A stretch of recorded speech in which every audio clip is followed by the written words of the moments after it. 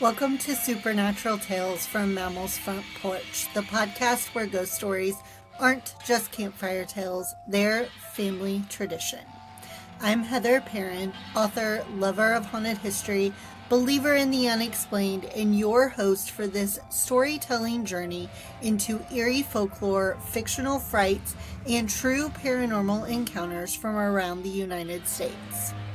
Each week, I'll be sharing tales that are a little strange, a little spine-tingling, and maybe, just maybe, true. So grab a mason jar of sweet tea, pull up a chair, and settle in. Because here on Mammal's Front Porch, we believe the veil is just a little thinner when the sun goes down, and the stories, well, they have a way of finding you.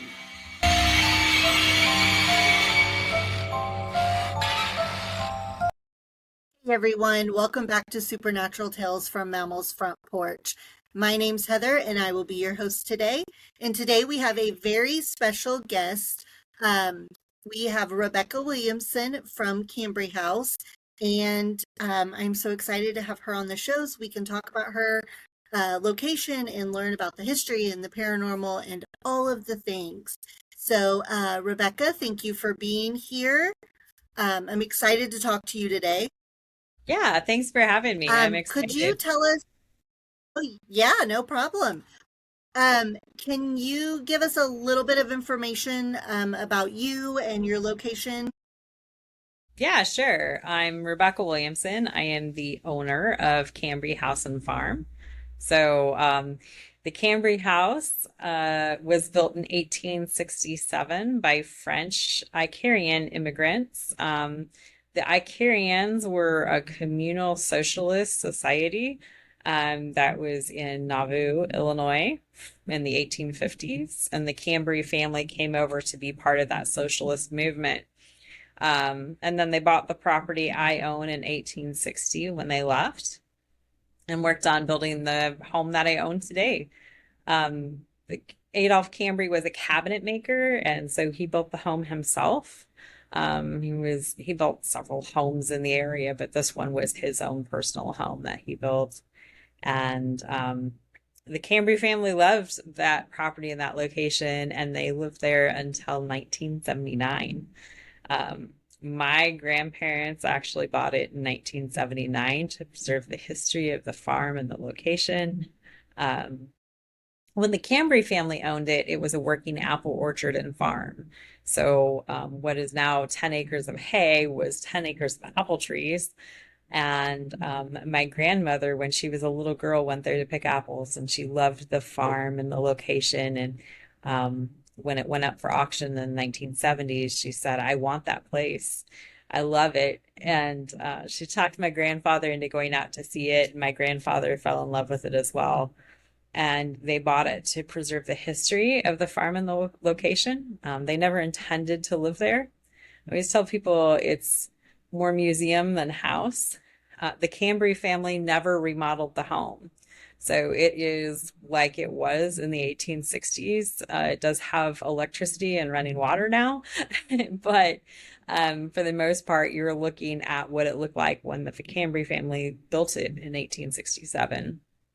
So there's very few places you can say that about. And my grandparents just loved history and they loved antiques. And so they treated that like an extension of that love that they had for those two things. And they filled it with antiques like and used it like a life-size dollhouse. Um, we did family gatherings and events out there. And I personally have fond memories of being out there as a child and running around with all my cousins and aunts and uncles and stuff. And in 2016, my grandmother passed away and they were selling the property, and I randomly bought it. Just because I wanted to like carry on that legacy. I love the home and the property itself too, and wanted to carry on that preservation. And so I initially opened it as a wedding venue, but then realized it was haunted. And so here we are. Okay, so first of all, I love the history behind it. I love that you shared so much history. Um, we don't get that a lot. When you talk to someone about a paranormal location, they usually just want to jump right into the paranormal. So thank you for sharing that history because it's very fascinating. Of course, I did some research before talking about the location and, um, you know, on your website mostly. So, Yeah. and I found it so interesting.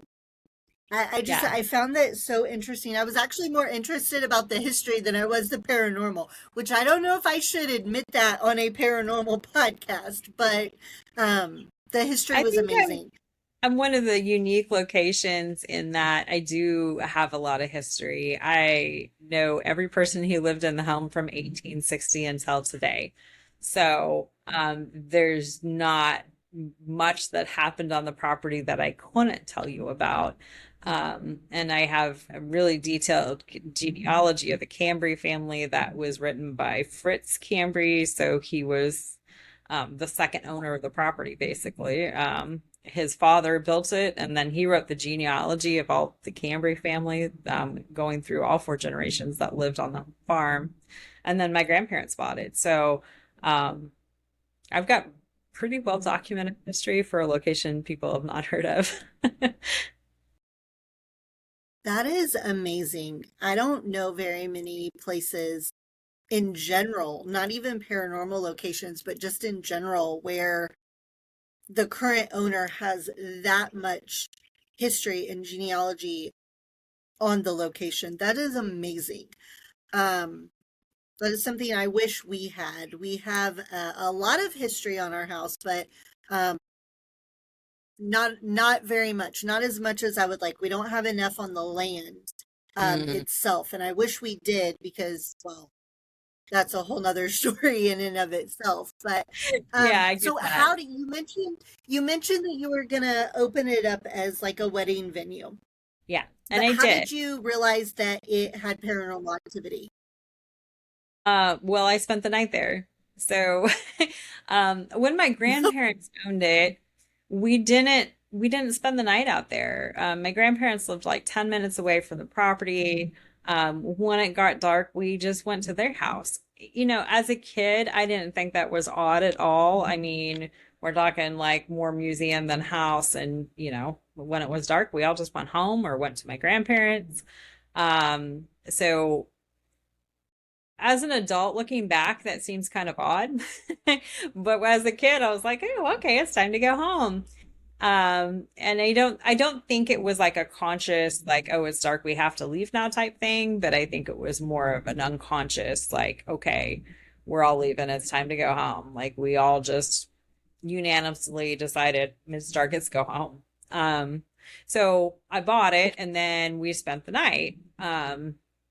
Because I was living like 45 minutes away when I bought the property and there was some upkeep work that needed done. And so we were like, okay, well, let's go out and spend the weekend out there and work on things. And I brought my daughter with me. She was 8 at the time. And as the sun went down that day, and she realized I was forcing her to spend the night out there, she just totally panicked. I mean, it was a full-on meltdown. She was not willing to spend the night in this house, and she finally came to the realization I had the car keys and I wasn't leaving. And she just was not willing to sleep in a bedroom. I mean, that was just flat out not going to happen. She was not going to sleep in any of those bedrooms at all, period. We compromised. She was willing to sleep in the living room, and I'd brought an air mattress with us, like as a just in case type thing. And so we ended up sleeping in the middle of the living room floor on a little twin size air mattress because that was the only room she was willing to sleep in. And to this day, that's the only room that she's still willing to sleep in. She just Wow. does not like sleeping in bedrooms at the farm. So, that night, my sister had come with me to help me, and she brought a puppy with her. And the puppy was still like going outside to go to the bathroom in the middle of the night. And my sister had been complaining, like, how many times they were going outside in the middle of the night. She's like, man, this is worse than having a newborn kid. And so anyway, in the middle of the night, she came down, walked down the stairs, walked right by my head and out the front door. And so I wasn't sleeping really great with a 8-year-old glued to my side on this little tiny air mattress. And you know, and I was paying attention, like how many times has she really went outside, right? Because with that puppy and the whole thing. And so 3 times in the middle of the night, I was woke up with her coming down the stairs and going out the door. And the next morning, I said, I think you did pretty good. I only heard you go outside 3 times. And she said, we went outside twice. And I said, no, you didn't. I heard you go outside 3 times. And she says, no, I only went outside twice. Um, and we argued because I was like, no, you did not. And she's like, oh, no, it was only twice. And finally came the realization I'd heard somebody that was not her go down the stairs and go out the door, and come back in. So, um, and then we started like really thinking about things that had happened when we were kids. Like my grandparents didn't talk about this farm as being haunted, but we had stuff that was happening that they told us happened in an old house. So the basement door opened so often that when there was a big event going on, they would put one of us grandkids by the side of the door to make sure the basement door stayed shut. Because even though it shuts and latches very firmly, um, it still pops open. And I mean, they just said that's what happens in an old house.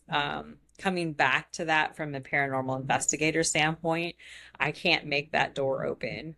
Like, like if it was in fact a cross draft or, an old house, I should be able to reliably make it open. I've never been able to make it open by creating a cross draft or anything.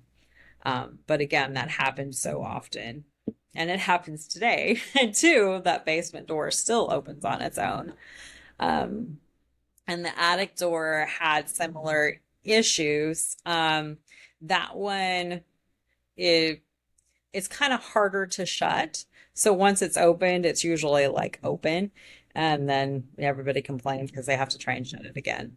Um, but once it's shut and latched, it's shut, as long as you don't turn the handle. But they always complained, like one of us grandkids must have opened that door. They were always going up the stairs and finding that door open all the time. And like, why are you still opening that door? Blah, blah, blah. And like, I personally don't remember opening the door, but I got blamed for it a lot. And so combining those two things along with those footsteps were like, wait a second, maybe this old farmhouse in the middle of nowhere might be haunted. Sounds like it. Um, that is, it's a little, I mean, that was me, I would be a little creeped out thinking my sister went downstairs 3 times and come to find out that it was only once. But the good thing, I guess, is it didn't bother you.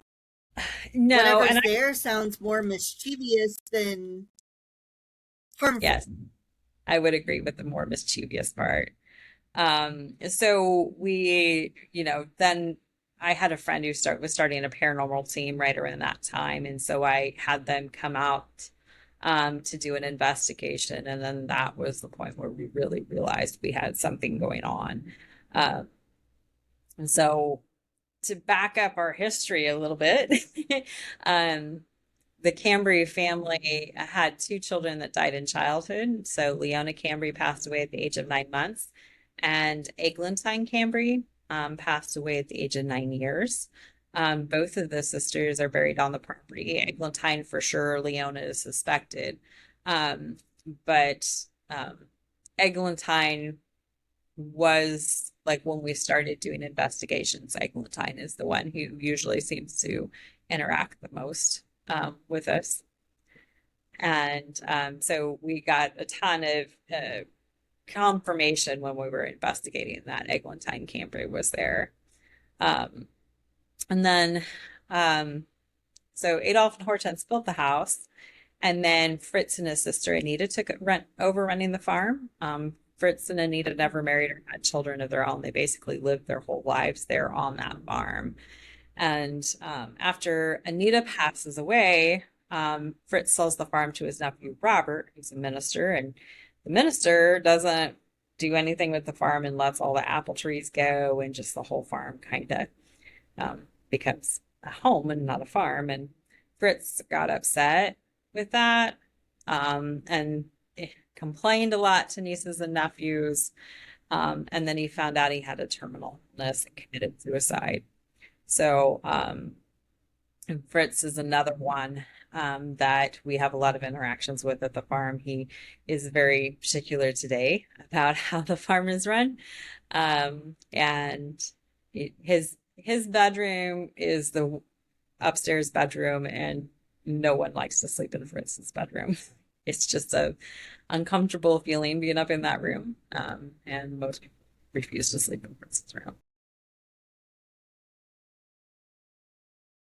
So he's very particular about how it's ran. Does it sometimes feel like you are co-running the business with a ghost? It does. It does. Because I have problems with him locking people out of the house. And then he's also unlocked the door for people. So the furnace guy showed up an hour early one day and he unlocked the door for him. It's like, oh yeah, come on in, let's go. Or at least that's how I envisioned that encounter happening Okay. because I know it had been locked. And when Yeah. I got there at the time, the Oh furnace guy said wow. he was supposed to be there.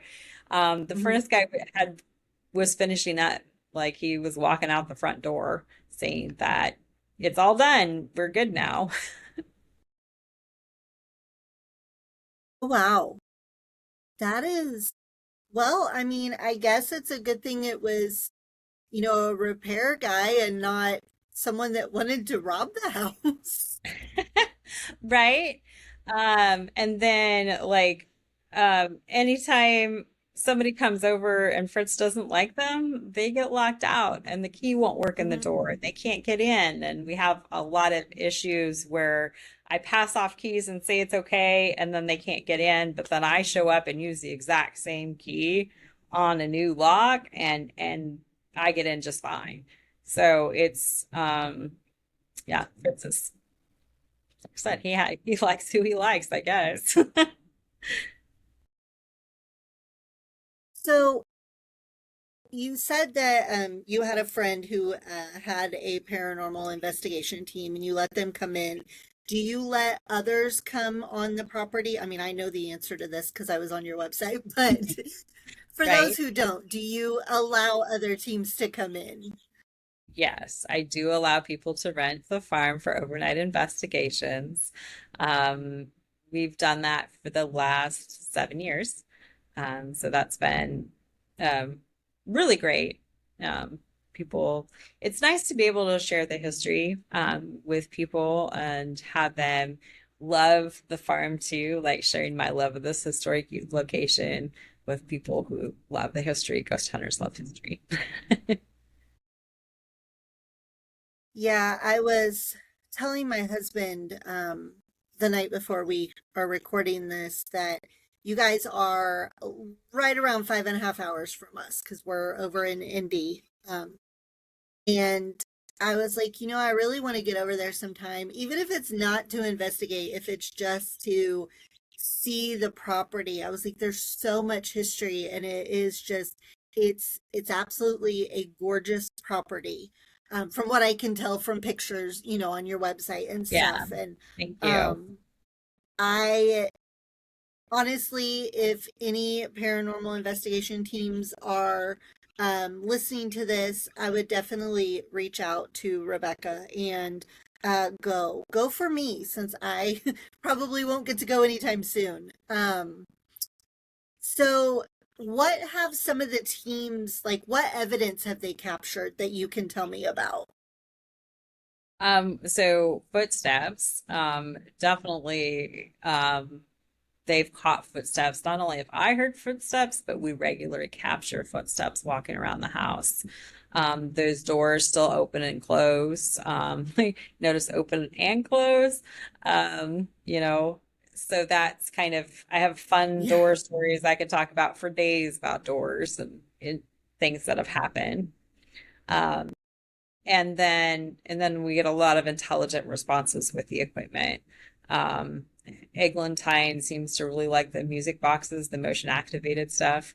And we've gotten a ton of where she'll just wear the battery out in them. Having that music box go off so often that the teens are, instead of asking them to make it go off, asking her to make it stop. Can you stop the music box for a minute? Wow. Which is kind of fun, to see multiple teens have that issue where they're like, can you please stop making the music box go off? That is a great testimony too, though, that more than one team has to ask the music box to stop or ask them to stop with the music box. I mean, that to me shows that there's definitely evidence there. Now, Right. that's It's pretty not just cool. one piece of equipment malfunctioning, you know. Um, but yeah, Yeah. and then Fritz too, he's like kind of my resident curmudgeon where, he makes, spirit box. We'll have spirit box sessions where he makes fun comments, complaining about, mowing the yard, stuff like that. So, That that's funny. I was reading a couple of things when I was doing my research that a couple teams talked about, like even maybe catching a few EVPs, which I think is cool yeah, as well. I'm showing my age using the word cool, sorry. I get that.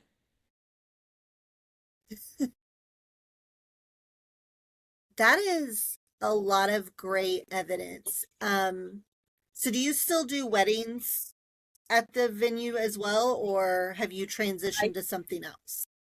I still do weddings. I always joke, you don't get married every day, but you can look for ghosts every day.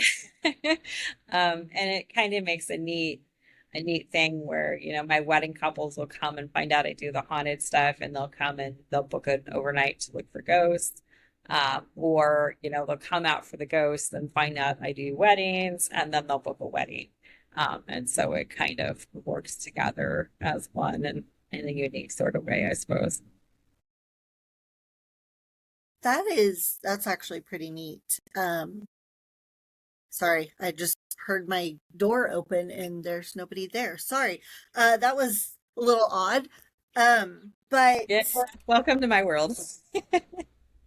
yeah, well, and so I know this podcast is about your location, but my house, we have two separate entities here.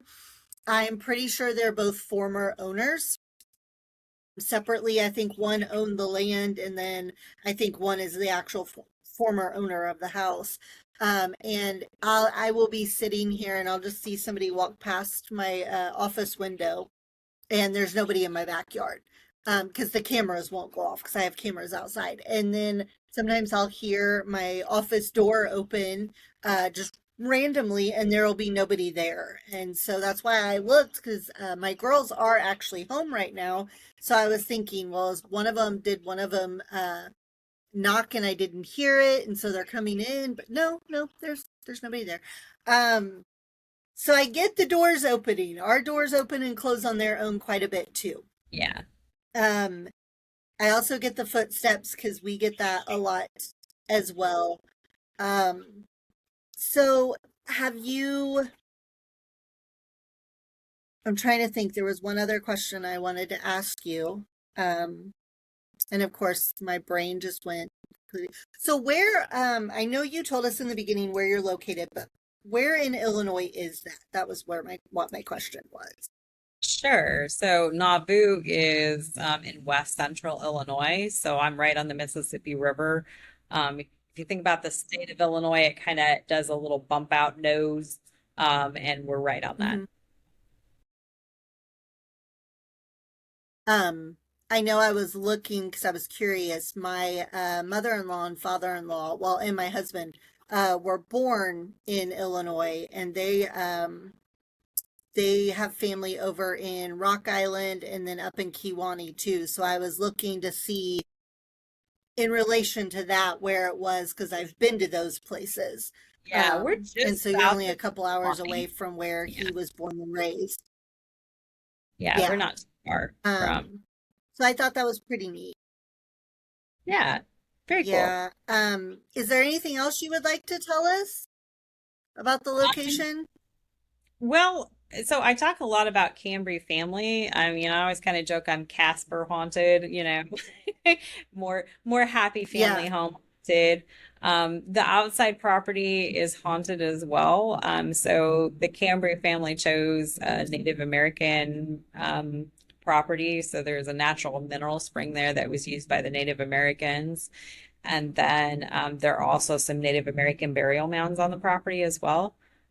So outside, we get a lot of like shadow figures, feelings of being watched and stuff like that. Nothing super negative per se, but more protective. Um, One of the things I like to point out is, I have the original hand blown glass windows from 1860 in a home that hasn't been lived in since the 1970s. And I really think that speaks to the protective nature of the land and property out there. Yeah. That is some crazy neat history. I love that you have that much history and you can point to this happened, so that's probably why this is happening. You don't get that, like you said yourself, you don't get that in a lot of paranormal locations. Um, I mean, even here, even me thinking that the entities we have are two previous owners, I don't have any confirmation of that. I don't know what this land, I know it was farmland before the house was built, but I don't know what it was before the farmland. Mm. Um, I do know there were Native Americans around here in this area as well, so you know that could be part of it. But it's a good thing that the outdoor ones are more protective and not negative. It really does sound like you have almost a Casper the Ghost situation. I like that comparison. Yeah. Um, I like that I like that whoever's there is protective as well. Um, I've done some research on quite a few different locations and I see a lot of negative things and I try to sort of stay away from those a little bit. Not completely because that's, part of my job is to, I say job, but you know what I mean. I know Um, what in podcasting is to look at all of the locations, but some of the negative ones really send chills through my body. So it's always good to hear about the more friendly ones, even if Fritz sometimes does disagree with business decisions. Yeah, I mean, I usually try to go in and talk to him a little bit first, so we can like work through things before I do anything big. But it's I always joke that, I'm kind of more suited for like people doing first time investigations. I mean, I definitely have activity, but I make a nice transition into investigating where, we're not running around screaming demon or anything like that. Um, you're getting interactions, but it's more, you're talking to a family who just really likes their house. Um, and and it's not that an experienced investigator is not going to have a really good time there, but I like to have a warm and welcoming environment for people who are looking to get into the paranormal field. So people who are worried about being totally scared and freaked out can be like, okay, well, I know it's not going to be a super negative thing, yeah, that they're going to be encountering, that more a family, and we're just going to sit down and have a conversation. And I like that. I love that, being able to be people's first experience with the paranormal. Like that would be the perfect place. Cambre House would be the perfect place, I think, for me if I wanted to investigate. Yeah. because it sounds like there's absolutely nothing negative that is gonna, terrify me or, um, anything of that nature. I always worry about going into a location that I'm not really sure of. I would not call myself like a medium or anything of that nature by any means. But I am very open to spirits. And so there's times I will go into a place and I don't say anything because people look at you like you're crazy sometimes. Right. But I can feel that there is something there. And there have been a few times where I've gone into a place and I've immediately wanted to turn around and leave. I could just feel the negativity in that place. So I don't know how well I would do with paranormal investigating. Maybe it's a good thing I stay on this side of the camera. Um, but I think I could come there and I think I would be fine because there's nothing negative or um I don't really want to use the word evil, but there are places that have evil presences and Right. And there are a um lot of places that have like like some really negative stories attached to them. And I mean, that's part of their history. But Camry is not quite like that. mhm. Most people will come and they'll just say, it's so peaceful here. That's usually what I get. It's peaceful, it's quiet, it's relaxing. Um, but we're also haunted.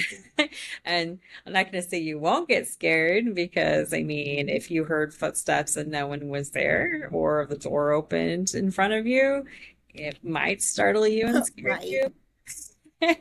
Um, I but might be okay with that. I mean, if you've Um had that happen we at your house, I mean, that's not, I mean, you might be more used to that than other people. But it's also fun in that, you doing an investigation, you can, is this a female? Okay. How, you can kind of determine like about how old they were and like, is this eglantine? And then you get the yes confirmation back. Or,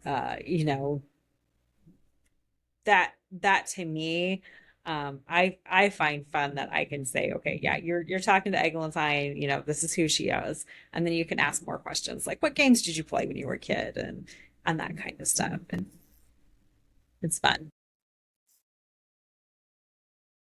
so um where can people find you or are there events other events that you do that you would like to talk about?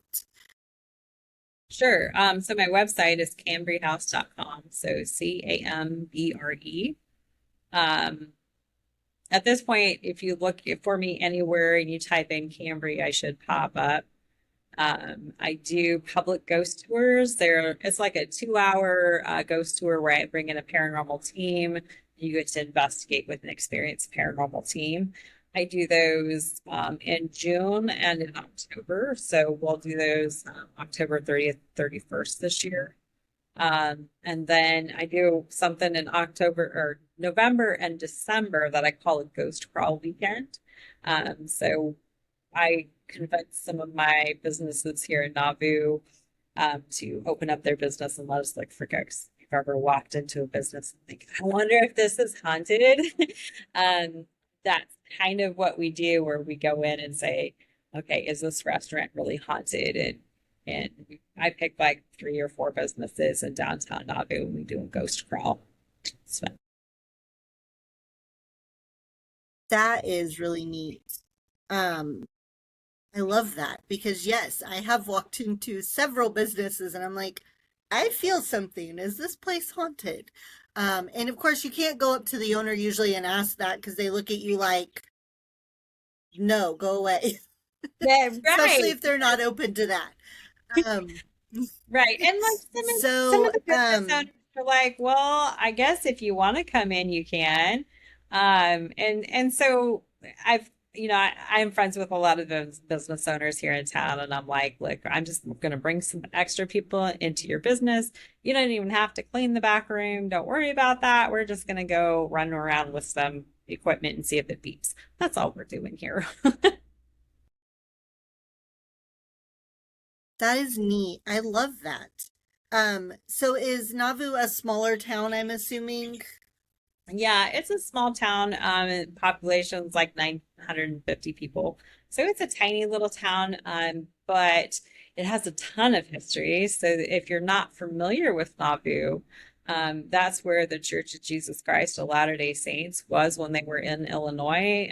Joseph Smith lived here. He was killed a half hour away in Carthage. So there's a lot of really tragic history connected to Nauvoo. Very interesting history connected to Nauvoo, which makes it really cool to investigate some of those old businesses and stuff. So a lot of location to like explore, old buildings that were built in the 1840s and stuff here that we can kind of sneak our way into at the side.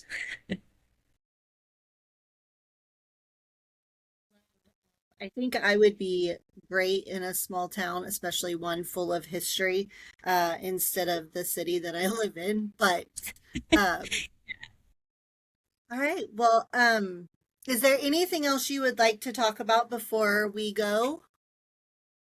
I think that's it. I'm on Instagram, Facebook, TikTok. Sometimes I post pictures and videos on TikTok, but I'm mainly on Instagram and Facebook. So,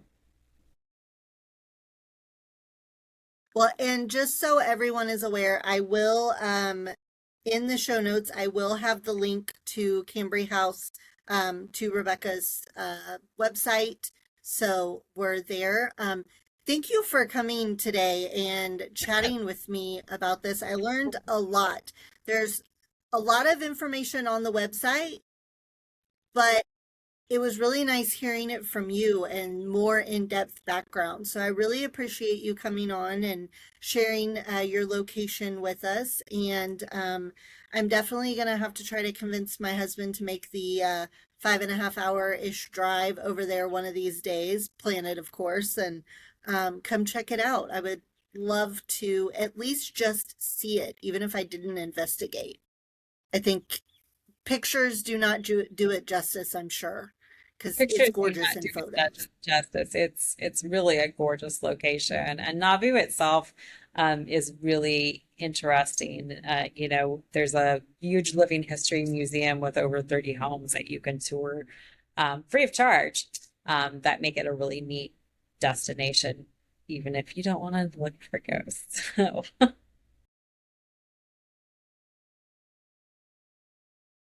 Thank you again. I appreciate you coming in. And like I said, everything that we talked about will be linked in the show notes. Um, I'm glad we could do this. And to everyone else, thank you for joining us this week. I will see you next week. Have a great day. So then, thank you for spending time on the porch with me. If you liked today's episode, be sure to follow the show, leave a review, and tell a friend who loves a good spooky story. You can also find me on Facebook at Supernatural Tales from Mammal's Front Porch for more updates, behind the scene bits, and the occasional eerie extra. And if you'd like to support the podcast and get access to bonus content, sneak peeks, and more, come visit me over on Patreon. I'd love to have you join me on the front porch. All of these things will be linked in the show notes.